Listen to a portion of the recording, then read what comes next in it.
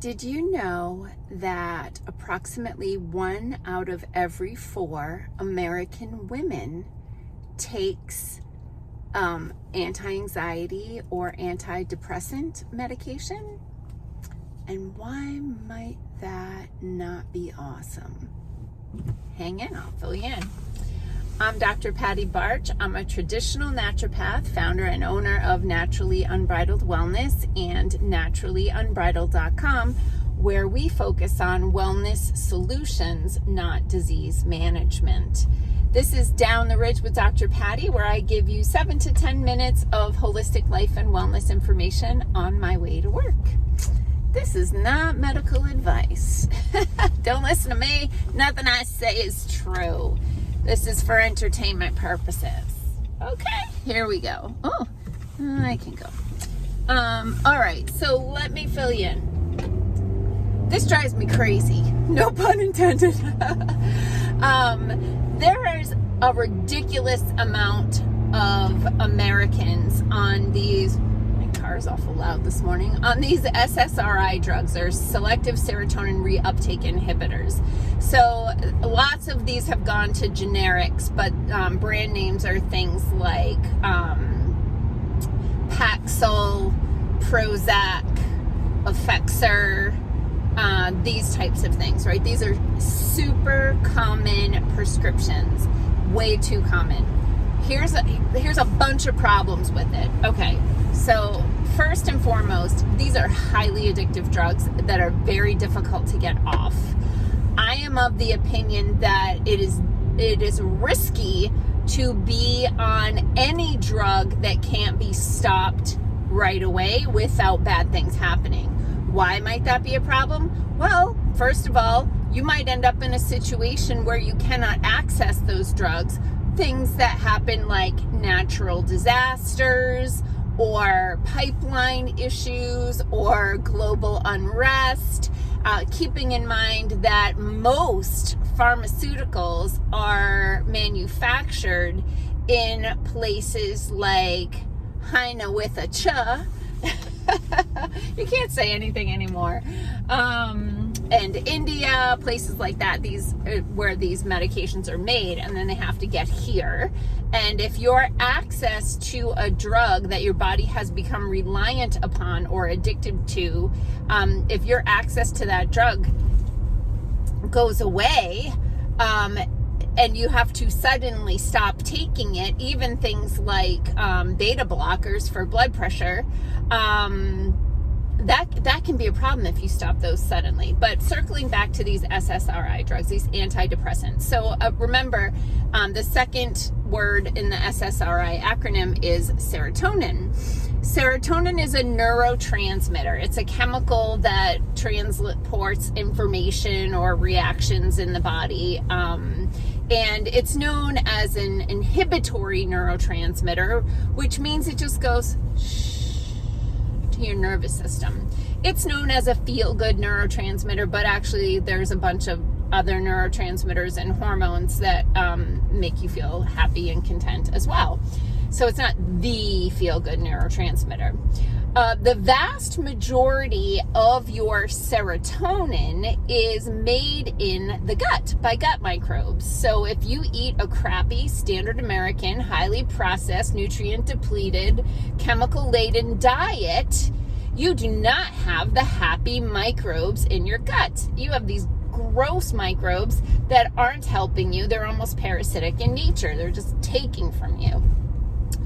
So another problem that I have with the massive prescription or over prescribing of these SSRI drugs is, as I referred to earlier, there are multiple other neurotransmitters, and these people getting cranky. These people just bam, serotonin drugs, bam, serotonin drugs, bam, serotonin drugs. Okay, over and over and over again. There are other neurotransmitters, and sometimes people's anxiety, depression, panic attacks, those sorts of things, these types of emotional imbalances, they are not running any kind of blood test to see if you have enough serotonin. They don't run a test before they prescribe it. They're like, oh, honey, you're not happy. You want some Prozac? Here. I maybe need some, right? It just drives me crazy because it could be dopamine, it could be catecholamines, it could be GABA, right? They're not doing any testing. They're just prescribing these SSRI drugs. And then a lot of people don't get the results that they're looking for because it's the wrong freaking neurotransmitter support for them. And now they're addicted to it, right? And then there can be contraindications with those drugs, side effects of those drugs above and beyond, what's intended. But here's why I lose my shit when it comes to these drugs. They put teenage girls on this crap ad nauseum. Okay? They put them on in high school. High school is hard. You don't need to feel hard things. We're just going to put you on these drugs. Numb everything out. And then remember, highly addictive. Some worse than others. When somebody comes to me on Effexor and they want to get off that, I'm like, oh, here we go. Because that one gives you something called brain zaps. People call it brain zaps. It's like a stabbing, shooting pain in your brain. Think of it like an electric shock collar. So you want to go off this drug? Zap. You want to go off this drug? Zap. It is excruciating.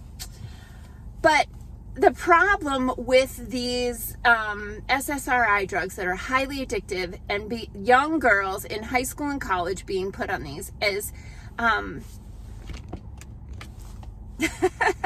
they can't get off them. And then they need to have a baby. They decide to have a baby. And you can read the side effects and the contraindications, and they do everything to skirt around the issue that having a baby born to a mother who is on these types of drugs creates a lot of problems. These babies are born addicted to the drugs. And so if you read the drug side effect page in the contraindications section, you can just search for the name of the drug and side effects or contraindications. I usually use rxlist.com or drugs.com, but there's other resources. Anyway, they say in the fine print that if you give birth to a baby while you're taking these drugs, you can call this number and tell us what's going on. We'll write it down. Yeah, they're writing it down. They're not doing anything about it. So what happens to these babies that are born addicted to neurotransmitter impacting drugs? Well, they go through withdrawal. So when I see an exasperated mother posting on Facebook that her baby doesn't sleep at all and won't stop crying, there can be other issues for this, but my brain in the first place goes to, I wonder if the mom was on SSRI drugs, because that kid is going through withdrawal and their nervous system is freaking out and they feel horrible and they are screaming and crying and they're inconsolable, and that is not okay. So what do you got to do? I can't say this often enough. Stop eating crap. First of all, stop eating crap. What goes into your body is what your body uses to make cells, hormones, and your neurotransmitters. Neurotransmitters.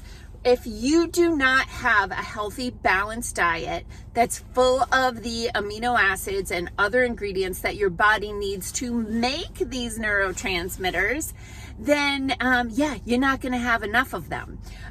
So start with eating real, actual food. Stop putting toxins in, put nutrients in instead. Work with an expert who can help you with this. Some cases, people come to me, if they're on like 3 psychotropic drugs, and this is not uncommon, I'm like, I can't touch this because this is a house of cards. There is no research to show that taking these drugs in combination is okay.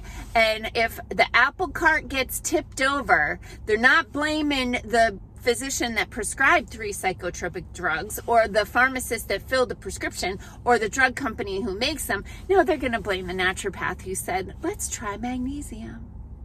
Peace out, peeps. Have a healthy day.